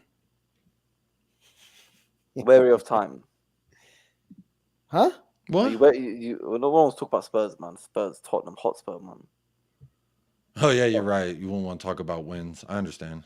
Eze, that was a great Damn. goal from Eze, man. That was a great goal from Eze, bro. I know. Yeah, fuck Jacob, else what's did he that tweet do? about, man? What's that tweet about? Oh, Eze is gonna join us now. Eze ain't gonna join. He ain't gonna downgrade. Yeah, bro, Come you on, should have man. seen him. He was hugging Ainge, getting a sniff of that deodorant. Afterwards, he was hugging What Sonny. the fuck? He was him and Brandon Austin and Oliver Skip. They had a little powwow. Hey, Agent Sonny, If just Eze goes wait to on it. Tottenham, bro, oh my god. He is, and he will. He's gonna sign with He's us. a very good Mark player, it, man. bro. He's coming Was to that Tottenham. Timo Werner's first goal for you guys? It was. And now I think that quadruples his output compared to Anthony. So that's quite great. That's a low bar. Yeah, I don't know why that was the first guy I thought of. I was looking at Ziad. I don't know why I just thought about Anthony. Anthony seems like a Chelsea player. He should go to Chelsea. Oh, But no, fuck look, that, bro. That's where he Tottenham. should Are go. we going to talk about Tottenham? Do we have time to talk about Yeah. the mighty Tottenham Hotspur? You guys want to Hey, go? Ziad? And never say No, never, I'm chilling, baby. man. I'm chilling. No, Yeah. go Jacob. Never say But, never, but can, baby. can you tell the people at least to like it for Spurs? Like, what, 500 people Guys, and one do what this fraudulent banner says, and I read it about 5 minutes ago. Mo, you've had this thing rolling for a minute. It says like the video for Jacobs, and then misspelled upcoming waffle about Spurs. Isn't that lovely when you're getting dissed and it's not even spelled right? But look, it's not waffle. It's all facts. 3 points. Dub City, baby. Green dubs is all I want to see, and I get it. Everybody got to talk to me nicely this weekend. So look, I'll also say this: 82% ball possession in the first half with one shot on target is abysmal, frustrating. What the hell was that? Damn. But I mean, at the same time, hold that, you dirty ass Eagles. Because guess what? It doesn't matter if you have some magical brilliance from Abrici Eze. That ain't the first time he scored a free kick from there either. Not against us. I don't know who it was against, but I've seen Eze score those free kicks before. And on my watch along, I literally said, he is going to score this free kick. I've seen him score this free kick before, and then it went in. And it's very frustrating when, as a Spurs fan, you are up against a set piece because you know about 75% of those you will concede a goal. But look, Mickey Van de Veen quickly climbing the ranks to become the best center back in the league. Cuti Romero shining when there's nothing to shine about. When we're trying to just figure ourselves out, what does Cuti do? He rises above, and absolutely LeBron James dunks on a man. I don't even know what that was, but his family, they ought to be ashamed. When he goes home tonight, I hope they give him a nice big bowl of some warm soup and they say, hey, it's going to be okay. Tomorrow's a new day. Because you got absolutely fucking wrecked. And your family would be embarrassed. If I was your son, I would say you're not my father anymore. But hey, that's neither here nor there. Look, I'm also going to say this. Heung-min Son is crucial in the forward position. These wingers, I'm convinced Ainge is asking these... I see what you did there. I'm convinced Ainge is asking these wingers to do something that I don't really like. There were so many times in the first half, Kulusevski, Timo Werner, you get the ball and there's space in front of you and they want to run diagonally at the man. And that happened over and over and over. And I kept screaming, why aren't you running into the space? Why aren't you running into the space? And then I started realizing that these wingers, we don't want them to do all this, that, and the other. Look at Son versus Wolves. Son versus Wolves was... What the hell you doing? You're just standing there. Why? I was getting so frustrated. When you have so much talent and all three legs, you got to utilize it. So what do you do with Son? You put him through the middle. You let him track back, receive the ball. You let him go left, let him go. Let Son do what Son want to do because he will be the link-up play that we need in that forward position. I think that's where we heavily lack. Richarlison is, when he does track back, he's slow to get forward as well when he comes back to receive the ball. So there's a little bit of a difference there. And when it comes to Timo Werner as well, the man's a criminal. He is an absolute criminal. Bro, He's and I think everything that Chelsea fans told me, he's atrocious. he is a criminal. He is a criminal. He's so That bad, man- it's unbelievable, Bro, they showed an angle from or I saw someone's video on Twitter, and it was like the angle was from the back, and you can see him running, and the keeper goes, bro, just hit it up, just hit it far post, and instead he's like, I'm gonna take the keeper with me. I mean, look, the guy's a criminal, and if Spurs pick up his $15 million option, I will show you we are the Tottenham Hotspur of the last 23 years. That's what that'll show. But if we don't pick up his option and we actually go get a fucking good winger, then that will show you we're doing things a little bit differently. But look, I can't really make that call yet. as of now, we just needed a warm body who could run. And he is those two things, a warm body and he will run. The rest of the shit is secondary, I guess. But he was brought in solely to fill the void for Son while Son was gone on Asian games. Are you finishing above Arsenal still? Shit, we might. We'll see how the Monday No, goes. no, I need yes or no. Shout man. out Sheffield. Come on, No, McBurney. not yes or no. He can't read the future. He doesn't have a crystal ball. I don't have a But crystal ball. my If you point got is, one, Ziad, let me know do what the you link have is. a chance of still finishing above Arsenal? That's the question. Absolutely. Why? Why not? There's a whole bunch of games to play for. Oh, they should not worry about Arsenal. They got to worry about Aston Villa. Aston Villa are 5 points ahead of Hold them. on, you can't be serious. Yeah, can they you? are. Those bastards. You're not serious, What? are you? That you can finish above Arsenal. That you, in your head, when you go to bed, you're thinking, points is- yes, my Tottenham Hotspur can finish above Arsenal. Or do you really think that? Like, genuinely? Yeah. Or that's just banter? No, I genuinely think that. I feel That it in my bones. You can It's actually deeper than bridge muscle. the It's 8 deeper points than gap. blood. It's in my bones. Oh yeah, it's like bone marrow. I just know they're frauds. They're pretending this whole time. Just because you go to the If You Break It, You Buy It stadium and put 6 on some losers, that don't make me think that all of a sudden you're good. All right? When the lights shine brightest, you see where the bugs run. And in Porto, where were those bugs? Giving the ball away in the 90-something minute. I love Jacob. I love how you refer to that game all the time when it comes to Arsenal. My question to you is, Jacob, you Because better in win recent next memory, weekend. that was- I know. Recent memory, that's Jacob, the only you one. need to answer this question, though. Are you going next weekend to Aston Villa, Villa Park, and winning that game? Because you need to win. If you lose, Yeah, we top do. four is looking sketchy. So are you going to win next No, week? I mean, I think, are we going to win next week? Look, if we could, I've been asking for more than 45 minutes of sustained dominance in a match, and I haven't gotten that in weeks. So we're getting results based off of, today was 11 minutes of brilliance. Some would say 25. I would say that last 5-6 minutes, we were just hanging on. But to me, we have been in moments, and we have been not necessarily dominant over 90 minutes. But that's what I kind of like about this style is you kind of never know right now until we have the right pieces running the tactics and running Ainge Postecoglou style. It's just a flip of the coin on what type of players show up on the day. Like the fact that we had our strongest 10 out of 11 today, and we still for 70 some minutes looked so bad versus a side. They're a mid-table side. When Crystal Palace fans wake up in the morning, they say, how can I be mediocre today? When they start their season off, they say, maybe I'll finish 10th place this season. That's what we were up against, and it took us 70-some minutes to break that down. Now, at Selhurst Park is a little bit different. With Roy Hodgson's a little bit different.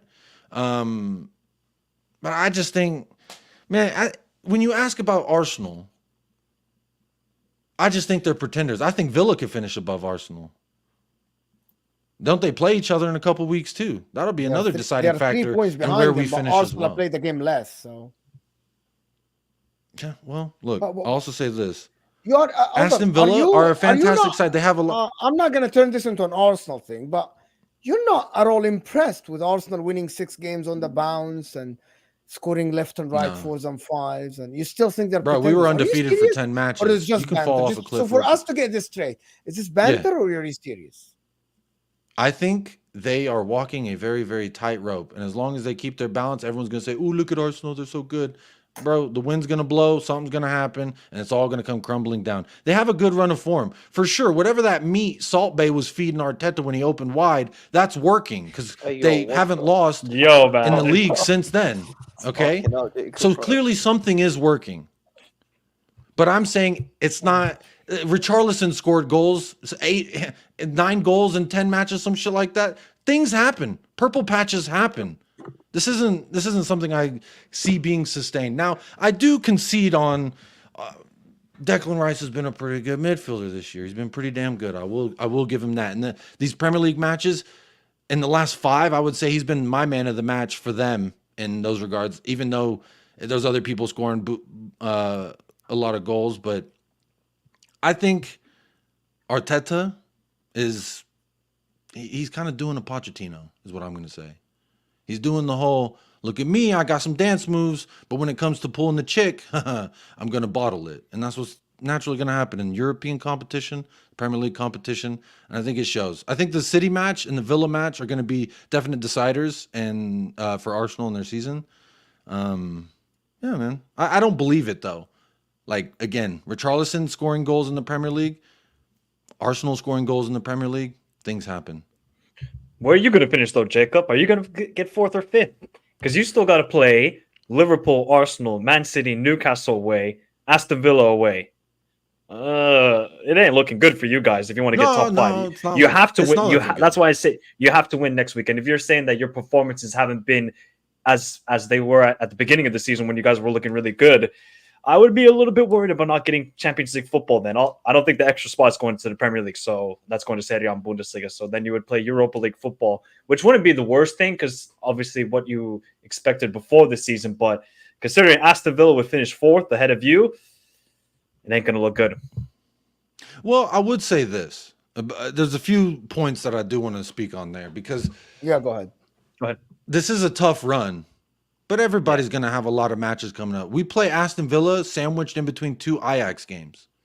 Now, you could say Villa's probably going to be playing for the second leg versus Ajax so they can try and manage for both of those wins. But either way, you're still, I believe they're traveling to Amsterdam, playing first leg. Ajax, and then coming back home, and then we play them, and then they go to Ajax. So their schedule's a little bit more clogged up than us. So I guess that gives me a little bit more hope in regards to getting a result at Villa Park. And Aston Villa haven't been perfect at home. I know in the beginning of the season they had that great run where it was like, I think they were undefeated at home for a long stretch of the time. But there was some I can't remember who it was. There's some lower level club that went to Villa Park and dominated them and won like some disgusting scoreline. I can't remember who it was, but that to me showed that they're not as invincible and perfect as everyone thinks they are. Unai Emery's a hell of a manager, and I think when the expectations are generally rather low, he can exceed them. But when the expectations are high, he usually fails to meet them. So my thought is he has been a manager historically that always values European competition. Every job that he's been in, he pushes more the priority of winning this European trophy over the league run, over a title run. So my hope is that he continues that fucking trend. I hope the Leopard retains his spots and continues to climb up that silly little tree that he's trying to climb. And then I do feel good about Villa Park. But in regards to the top 4 race, if you would ask any Spurs fan in the summer, are we going to be in a top 4 race this year? Hell no. But we did get some results that made it look better in the first half of the season. Those first 10 matches, we weren't perfect. We were conceding opportunities left and right. If Elijah Adebayo had his shooting boots on the day, we draw versus Luton. If I don't remember who it was in the first half versus United the first time we played them, they could have drew or won that game with the chances we concede. We've always conceded a multitude of chances. So it doesn't matter who we play. They're going to get those chances. And the better the team, the better chances are that they are going to finish those opportunities that we afford them. That goes to my point in saying this league is not great. Like I'm saying, bro, Aston Villa and like you said, Unai Emery dropping points. So if Unai Emery can, like I said earlier, if Unai Emery can drop points with that squad and still be within the mix, that just shows you this league is not that great. Because even we went to Villa Park and done well. That says a lot. So it's not all roses over there, man. Yeah, and that's what I'm saying is they're a great side, but But what happens if you don't get Champions League football? I don't think he cares.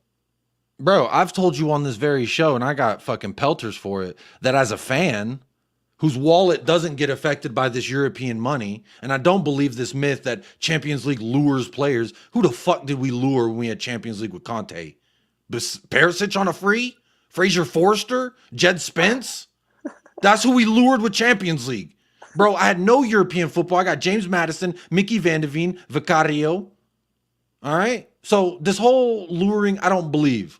The Champions League money, my pocket ain't getting fatter. Fuck off with that. Why do I want to play in Champions League just to get my ass whooped by Real Madrid and Barcelona and all these big clubs? Like, I don't want to do that. We were in Champions League playing a shitty Milan side, and they pooped their way to a victory because we were just that much worse. Playing Papa Matasar and Oliver Skip and the double pivot. That's what we did. So do I want to go to Champions League and be like, woo, we're here, yay, the fucking song isn't as awful? No, I'd rather play in Europa where we have a legitimate chance to go win that competition. Now, my rational financial side would say it might be better to go and make Champions League and then drop down to Europa and compete in it then. That may be a better avenue because then it helps the club get money. But from my perspective, like, I don't have this pressure or this overlying, oh, we have to make top 4. I would like it. Yeah. What, $100? That's fucking great. But that doesn't solve the problem that I have, which is a lack of income. You may help me pay my rent this month, but what happens next month? That's my whole point. I've seen a bigger picture. You have to want to play Champions. What the fuck is this bullshit? Why just See what I said? See what I meant? The big picture. No one wants to hear the big picture. Listen, I love you. But obviously, Jacob, that if you go to the Champions League, if you go to the Champions League, you haven't got a great chance of winning it. But you can still get out of your group. You can still get luck of a draw in the round of 16. Champions League is all about luck of the draw. We got out of our group with Antonio Conte and went to Milan and got our ass whooped 1-0. If you really rate your cutie guy, if you really rate Rocario and the whatever and your Werner and all that, if you really back these lot on your manager, I don't rate Werner. What the hell are you waffling about? Okay, forget Werner. The rest of them, Richarlison, Brazilian number 9. I don't rate Richarlison. I just dance on everyone's grave when he scores, especially at Old Trafford. Brew at Old Trafford. How am I not going to celebrate that? Brew at Old Trafford, no problem. You got him and Son. You got Maddison, great baller, I would admit. You got a couple good pieces, yeah. You got good best left back in the league. You're right. The manager. You got to back them on the big stage. You got to back them on the big stage. You can't say, "Now fuck it, let's just go Europa League and win it." No, back them on the big stage. Worst case scenario, you go Europa League. Can I hear Mike's opinion? You just got up here. Can I chime in here? No. Can I talk? Play the Goku clip. Play the Goku clip. No. Play the Goku. You cannot talk again. I'm gonna let you talk again. If we get Champions League.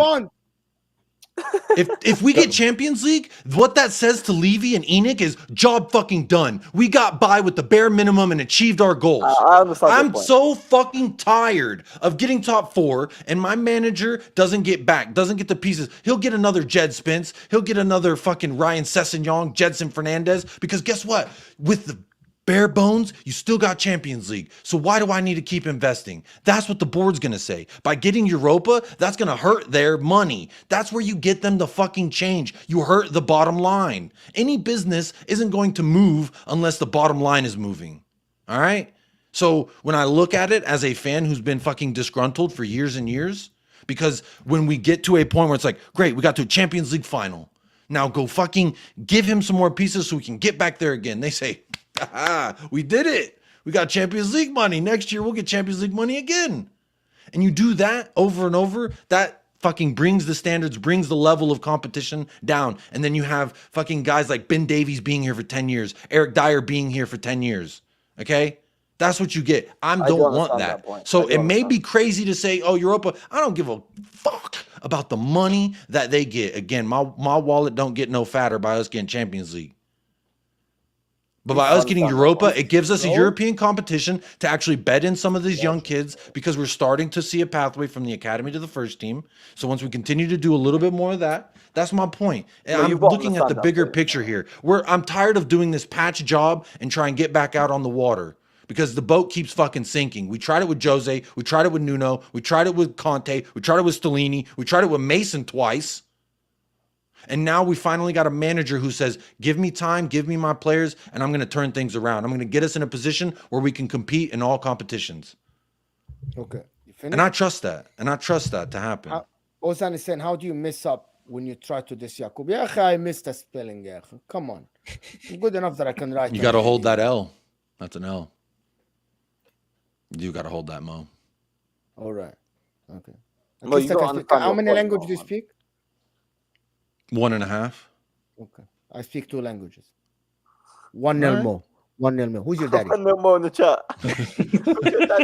I didn't know this was a Duolingo contest. Who's your daddy now? Who's your daddy now? It definitely ain't you. I'll tell you that. It definitely ain't you. Probably someone at AC Milan. 1-0 more. Listen. You know, he didn't want you to respond because he wanted to continue with his thing, so we forget what he said.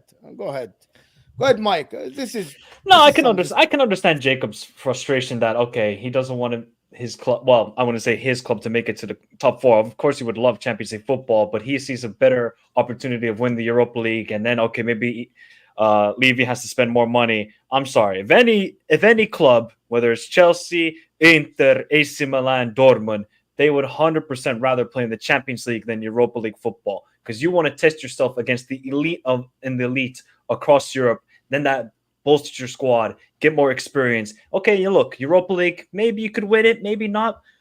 Jacob, when was the last time Spurs won a Europa League? Yeah, it's been a minute. But we were the first one to ever do it, so it ain't unattainable. So when was the last time you won the UEFA Cup? Because I know you haven't won a Champions League. So when was the last time you won the Europa League? I wasn't born. I'll put it that way. So 70s, 80s? First one was like 60? I think it's been a minute. I have to look it up. Bro, I don't spend my time on Wikipedia looking at trophies. That's for 16-year-olds on Twitter arguing. Or maybe because that Spurs don't win trophies. Well, I mean, the relevancy of going to a trophy page would be that you win it, right? 1984 last time? Okay, well, maybe that's a good opportunity for Spurs to win the Europa League, 1984. I actually think it would be better for Spurs, and the project that Ange is trying to do is go to the Europa League, get more experience in Europe through there, rather than going to the deep end of the Champions League with relatively inexperienced team. Obviously, you got James Maddison, players who have played at the elite level, but haven't really been testing the Champions League. But look, I think Spurs are they're building something with Ange. This is his first season. I think a lot of people got to remember that with Ange. It's his first season, and you giving him Timo Werner of all players. Really? Like, what is he supposed to do? That's like giving a chef and just say, here's salt and pepper and try and make the dish as good as possible. You need more spices. You need the cumin. You need the, I don't know, red peppers, anything else. Ange needs to be backed in the summer. If he doesn't, then Spurs really fans got to be frustrated. But that's why I Daniel say Levy. We have a higher probability of properly backing Ainge with Europa. This is just based on how my club has acted in the last 23 years. No, I can based understand on your point of the view. behavior of my club and the owners. They're going to stop spending. They're going to do more free transfers, more easy little swap deals. They're going to do loan options to buy and loans and buying and loan back out. We're going to do that fucking cheap ass business that we've done for 20 some years.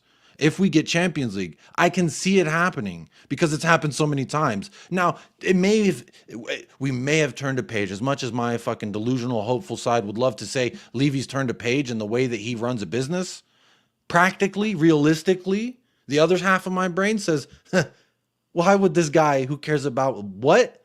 The bottom line. This guy wants to balance an Excel sheet, not a fucking football squad. So when we talk about what's a better likelihood of getting a balanced squad, it's getting in Europa where they say, fuck, we need to get that Champions League money.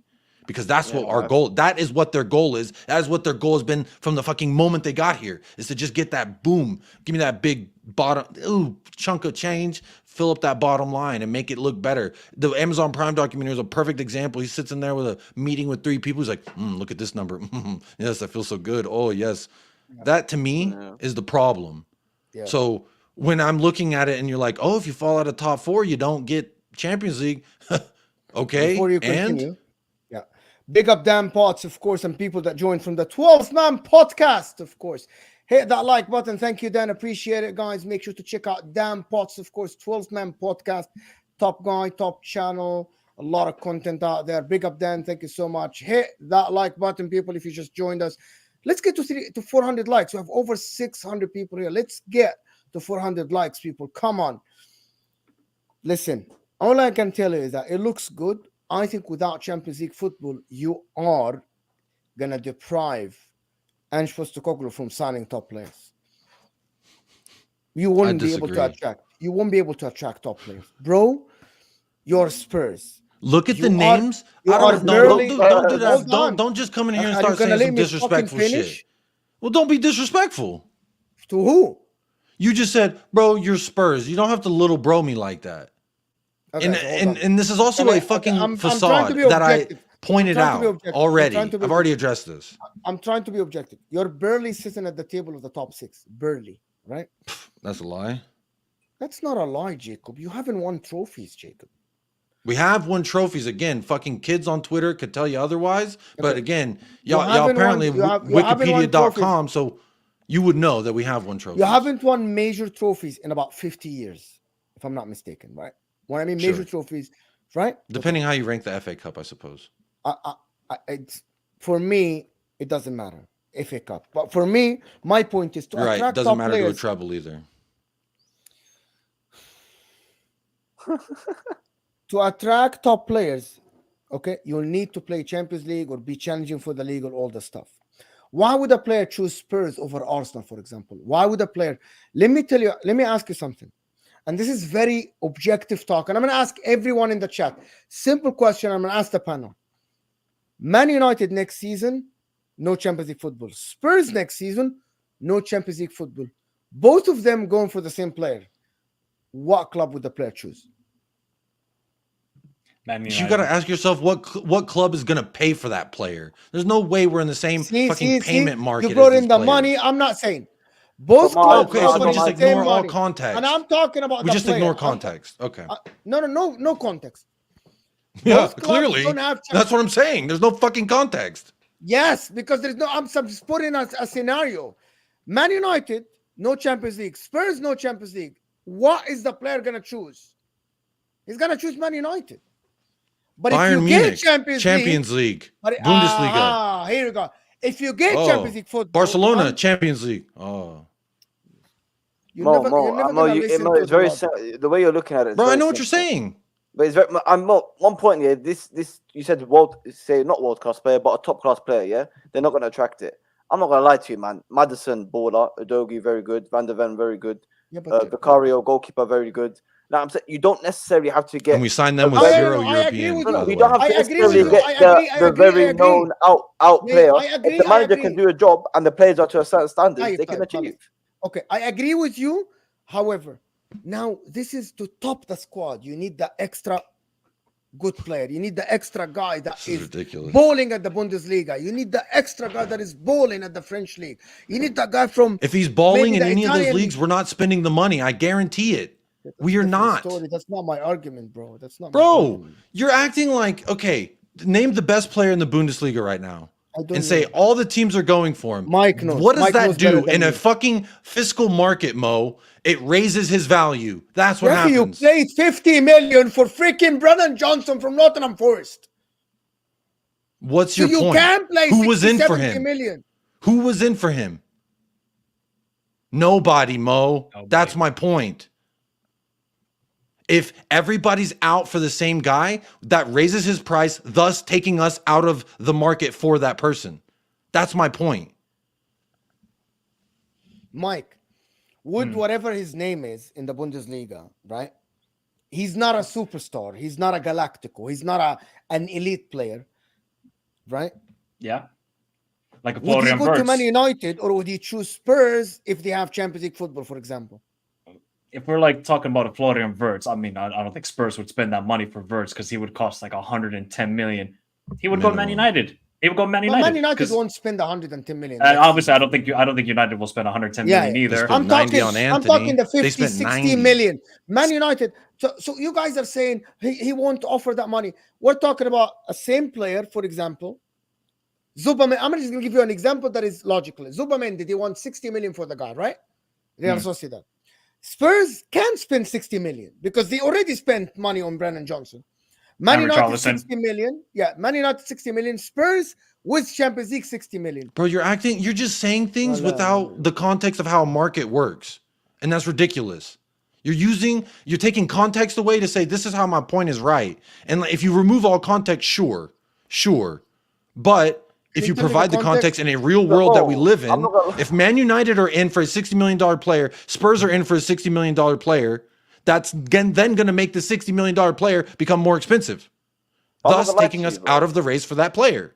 So when Zubameni's on the market for 60 mil, but more, I'm not going to lie to you. A player could choose Man United over Tottenham, even if Tottenham were in Champions League and Man United won. All right. Yeah. So they signed Pogba when they didn't play Champions League football. No. But it wasn't another example. It was the promise of Man United. They hired Mourinho that year. Yeah. It was the promise of Man United. Okay, but the same thing goes to Chelsea. They say I bring it back to Chelsea. It's just how you sell the project and the way you want the club is going forward to the player. It's as simple as that. Like this, it's not always come down to A, you don't always have to get the best out of the best to achieve something, and B, it's not always about what position you're in right now. Players are signing long-term contracts. They don't care about right now. They care more about in the next couple of years than where you are right now. Let's be honest. If Musiala's for sale for 105, 110, we're not in for him. Heck no. No If way. his value started at 80 and then Spurs were in the race, I'm not talking about these players, to be honest with you. Jacob, how much did you guys spend for Nicky Van de Veen last season? I'm not missing the point. You're missing the point. You just want to. You're missing the point. You just want to prove yourself right. You keep saying. I'm just saying why I'm right. I never said anything about 100 million. I never said that. I didn't. Okay, say, I was using an example. I just named a player that I could think of. I just named a player that I could think of, and I could say, okay, if he's for sale for you use Zubamendi. I fucking use that example as well to prove my point. And your point is, if we're gonna bid for him and Man United are gonna bid for him, that means his price is increased. The only reason we signed Mickey Van de Veen was because Liverpool pulled out of the fucking race. That's about every player. Then we can say you're acting fucking so immature, Mo, and disregarding like things around a point, and you're just saying, oh, it's this or it's that. That is not what I'm saying. Literally, my point, I was just saying to Michael, Van de Veen wouldn't have came to Spurs had Liverpool stayed in the race. Fact. But they pulled out of the race, and guess what? We got him for the price we wanted. Right, and we negotiated that price until 3 days before the season started. So to act like if another club went in for him during those negotiations that we wouldn't have lost out on that is crazy to me, because it always happens that way. Look at Paulo Dybala. There's a reason we didn't sign him, because his fucking image rights. We couldn't negotiate on that. Jack Grealish, we were off valuation 13 million. This is my point. All I'm hearing from you is that you're never going to sign a top player. That's what I'm hearing. Okay. We are a club. Historically, our club signs players at a lower value and tries to, in the hopes that they become a higher value player. That is how they work. Okay. Jacob, what's a position you guys need in the summer? Striker. You know what? I would say a winger. I think Son is our striker. I would put Son in the 9, and I think we need 2 wingers. I think we need a number 6 and 2 backup fullbacks. I'm just trying to think. You have Bissouma, Sarr, you have Bentancur. You still need a number 6?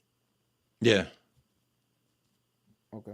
Yeah. So I would say, yeah. So then I know my manager says we wants to get away from 6s and 8s, but we do need like an established number 6. That's why he liked to use Højbjerg in those senses, because that's what he does, but he's just not good enough.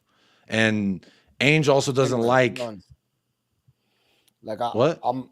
I don't understand your logic, but fine, to be honest. I try to talk about Spurs as a club that will go in the right direction and sign top players. Every time I try to speak up and say something, you're shutting it down, as you will never sign a top player. Bro, the last time we made a marquee signing was Jurgen Klinsmann. That dude manages South Korea. I'm not talking about marquee signing. From South Korea. See the difference between me and you? You're talking about a marquee sign. I'm talking about a Zubamendi. Zubamendi's not elite. Zubamendi's not Musiala. Zubamendi's not Bellingham. I'm talking about that striker from Bundesliga. What's his name? Šeško? Something like that. And then like if Arsenal are in him, listen, if Arsenal pull out of the race, he might not choose Spurs if they don't have a Champions League football. He might wait another season in Leipzig. Here's a good example. If Šeško's in Leipzig and Leipzig has Champions League football, Spurs come in for him, you don't have Champions League football, he might not go. Does that sound like a reasonable thing to say? Or I'm crazy? I don't think so. I don't think it's a crazy thing to say, but I would still say Tottenham would be able to attract Šeško away from Leipzig. I think I'm basing what I'm saying. If I'm being honest, like, come on. Everything I'm saying is based on facts that have happened in history, since I've been following this club and even before. So when I say these things, it's not because this is how Jacob feels. This is a prediction based off of past behavior. But you signed Richarlison for 60 million. Like an idiot. Who was in for Richarlison? Nobody. But if anybody else was in, they would have got him. I guarantee that. Because we're not going to go into bidding war. We're not going to try and raise the stakes. We're not Todd Boehly with Mykhailo Mudryk. That's not how we operate. We say, assuming it will happen this way. Matt backstabbed him. No Fox given the same players on the release clause. Where is he going? Man United. But if Spurs have Champions League football, he can go to Spurs. That's my point. But anyway, if Man United are in for him, apparently he will never choose Spurs. Never. Because Spurs aren't signing the guy. Listen, people, this has been It's not about him choosing or not. It's about the club's actions. That's my point. So when you say you're missing the point, Mo, Kettle calling the pot black. Spurs, with that mentality, they're never doing anything big. Bro, I don't fucking make the decisions. I'm just telling you how they operate. I don't sit here and say, Daniel Levy, this is what you should do. Bro, I'm just telling you what he has done and what my estimation is what he's going to do based on what he has done. Yeah, I'll give you an example, Jacob. A number one issue Chelsea fans have always had. I love you, Jacob. Problem Chelsea fans have always had with the board, with the previous owners, is that every time we've done something successful, they didn't go to achieve and go to the next level and bring in proper targets. And, instead of we won one trophy, that's it. This team is good enough to win it again. Instead of upgrading and trying to dominate, they didn't do that. We always understand so. Hence why we kept regressing, right? Well, I think Jacob was saying, and what his point was earlier, it was not, I'd rather go to Europa League because there's a higher chance necessarily. It's that he thinks that if they get to the Champions League, their owners will be like, that's their job done. There's nothing else we need to improve on. Which, in the long run, will fuck you up. And that could be... Or they might go and say, let's push more. Well, he said he's seen it happen. So what are the chances? I would say there is the percentage of that was the same percentage Opta gave us a few weeks ago to win the league. 0.1%. There is a chance. There is a chance Levy all of a sudden is going to be this different man. Oh, we've got Ange Postecoglou in the whole... Bro, he's getting exactly what he wants. A filled stadium full of people drinking and eating and shitting. And go-karting. All right? Anyway. And soon to be fucking F1 underneath the stadium. Yeah. With Beyonce. Anyway, listen, people. Skywalks, Beyonce, everything. NFL. This has been absolutely a great show, guys, with Michael, Jacob, and Ziad, of course. Absolutely fantastic. All the channels are in the description. There's an extra channel in the description that I cannot remove somehow. I don't know why. Free plug, man. Free plug. It's okay. No, seriously. Oh, you know what else? You know what else my club has done? And while we're on before we leave the topic, you know what else they just did this week? They applied to double the amount of non-football events they can hold at the stadium. That's how my club fucking moves, Mo. They're not like, who can we attack in the market? They're like, maybe we can have more Beyonce in the summer. Let's double the amount of events. We want more NFL games. That's what they're trying to do. So that's how my club runs. And then you're like, well, that's lowering the standard. Bro, that's the owners. I wish I made these decisions. I wish it was like FIFA. Damn, we'd be so good.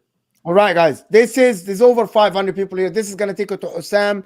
This is football. The entertainment doesn't stop, of course. And then Ziad, where he does his rants and stuff. But it's going to be This is Football, guys. So stay here. Don't go anywhere. And let's get to about 400 likes. I would love to see 400 likes. We're only like 50 likes away.